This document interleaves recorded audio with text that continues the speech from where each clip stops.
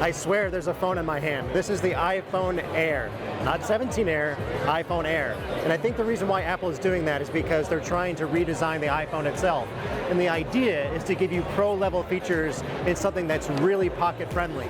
And I can tell you that this is super, super thin, and yet it feels durable because it's a titanium design.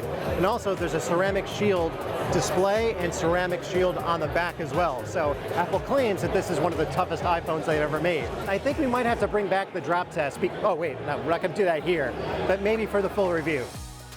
The iPhone Air comes in 4 colors. I really like the blue because it pops most while also showing off the thin profile better than the black. So what are you getting in terms of specs? You're getting an A19 Pro chip with one less GPU core than the regular iPhone 17 Pro, a 6.5-inch display that's 3,000 nits of brightness. You're getting just one camera, but it's 48 megapixels with a 2x optical zoom, and up front you're getting the new center stage camera for selfies, which goes up to 18 megapixels, and it's smart enough to transition between portrait and landscape mode on the fly. Oh, cool. So all of this is packed in a very thin and light design. I kind of like how durable it feels so far. As someone who carries around an iPhone 15 Pro Max every day, there's a huge difference in terms of just how this feels in your hand. I would definitely slide this into my front pocket. I usually carry this around in my back pocket, and it's almost like you're cheating the system a little bit. The iPhone Air measures 5.6 millimeters thin and weighs 165 grams, which is thinner than the Galaxy S25 Edge, but a bit heavier. Samsung's device is 5.8 millimeters thick and 163 grams.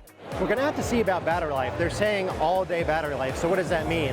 About 27 hours of video playback, which is good, but not as great as, let's say, the iPhone 17 Pro. But all in all, I think it could be a hit for those who want something that's super light and super thin that doesn't compromise too much when it comes to features.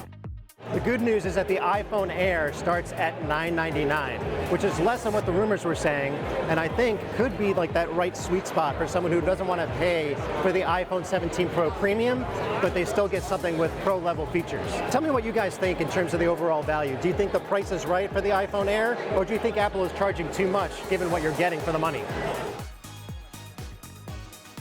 For more on the iPhone Air, go to tomsguide.com for our full impressions, and stay tuned for a review and test results. For Tom's Guide, this is Mark Spoonhour.